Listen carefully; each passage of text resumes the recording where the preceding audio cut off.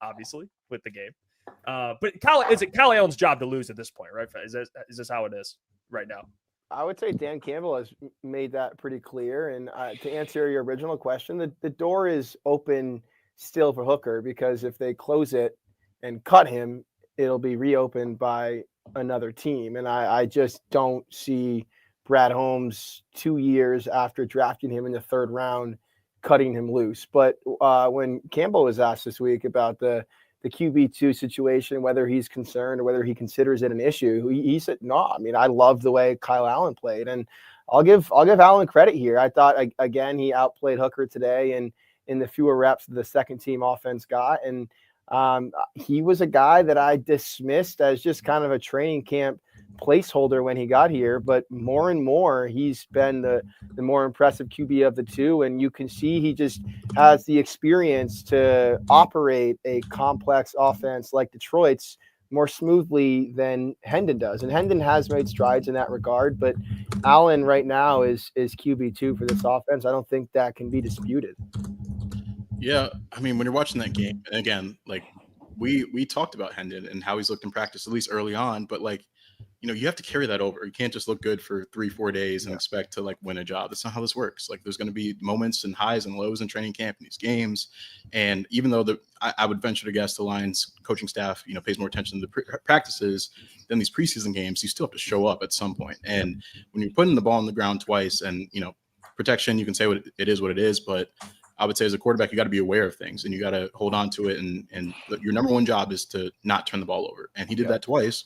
And Dan was very honest with us. And he was just like, we took him out because he was fumbling. Like, that was basically what he said. Yeah. And when you can't stick on the field like that, like, yeah, you're going to get yanked. And Kyle went in there and did his job. And, you know, one thing you can't argue with, you can argue upside, you know, who's going to be the guy, all that stuff. But when you look at Kyle Allen out there, the offense, even when he threw 2 interceptions, looked more efficient than at any point that Hendon has been in there this preseason. They're moving the ball. He's sitting guys in stride, not high, not inaccurate. His footwork is sound for the most part, especially in that second game. I think that was more reflective of the Kyle Allen we've seen in practice, not the first game against the Chargers. So when you got a veteran in there that has, you know, tangible NFL starts and experience, when you have that on your side, you know, it's easy to kind of navigate to that instead of waiting on a project like Hendon Hooker. And at this point, Hendon's 27. Hasn't shown much improvement in these preseason games. Like, I think it's fair to kind of question, like, what's the future look like for him? If the Lions are only going to go with 2 quarterbacks right now, the season ended today, it has to be Kyle Allen.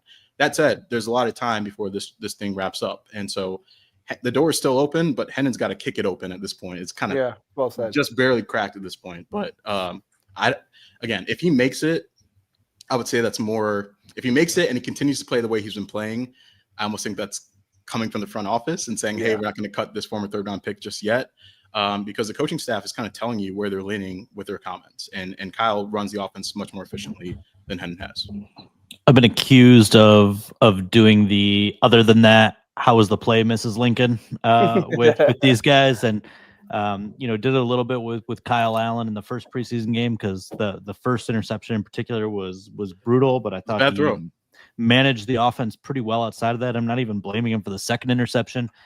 In this game, I went back and I really kind of processed everything with Hendon, and the fumbles are what they are. There's no excuse for him. I'm not going to try to make excuses for him. I understood why he felt compelled to run on the first one. I understand that his right tackle was destroyed on the second one, but it doesn't matter. You have to hold on to the football. But I thought it was a pretty big improvement in terms of processing, accuracy.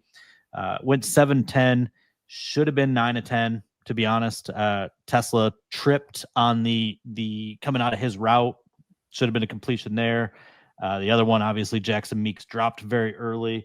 And so I didn't feel, watching that a second time, that Hendon was as bad as it seemed. But again, it's 2 turnovers. It is what it is.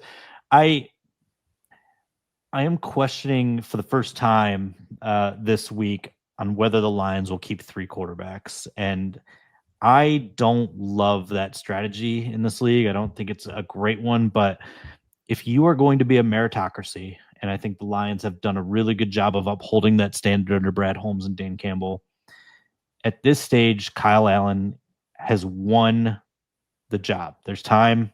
I'd like you mentioned, Colton, the practice tape is more equal, but if you factor in and wait a little bit extra the games, Kyle Allen has won the job. I don't think they're ready to give up on Hendon yet. I don't think that if they cut him, he's making it back to the practice squad. I think there's going to be some team that's not expecting to be very good, whether it's Cleveland Browns, like they need another quarterback, but somebody like them that will claim Hendon and think they can fix him or get more out of him. I think there's still value in having a cheap dual threat backup with some upside, whether he's 42 years old or not. There's still some upside there. And so I think there is more of a possibility that they keep 3 now than I thought, certainly to start camp. I just don't think you give up quite yet on Hendon when you have another 2 full seasons of control and at a just an absolute bargain price where it's really hard to find that in this league. Well, and what we saw today, by the way, what a bad backup situation. Zach Wilson is garbage. Oh I'm my just gonna God, put it that's out there. terrible. I just garbage. I saw one of the worst throws I've ever seen in that, just sailing a 10-yard pass like 8 yards over his wide open receiver's head. Like, it could be worse, folks. I promise you it could be worse.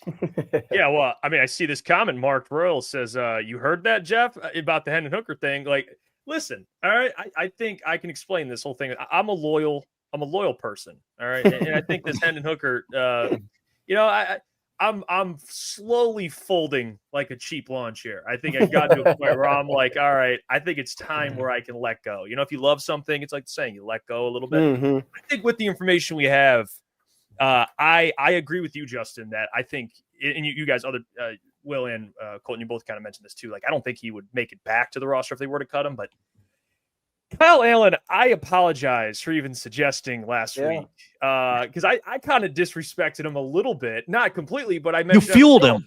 I kind of did. I mean, on last week's show, I'm like, we already know what this guy is. I said the same thing, bro. I'm with you. Yeah, and then he comes out, he looks like he looks like Matthew Stafford out there. So, respect to Kyle Allen, man.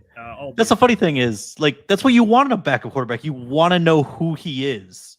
Yeah. Right? Like, can you carry the offense just enough across the finish line? And I think we kind of knew Kyle Allen was that guy. Hendon can be a little bit more than that guy if it comes together.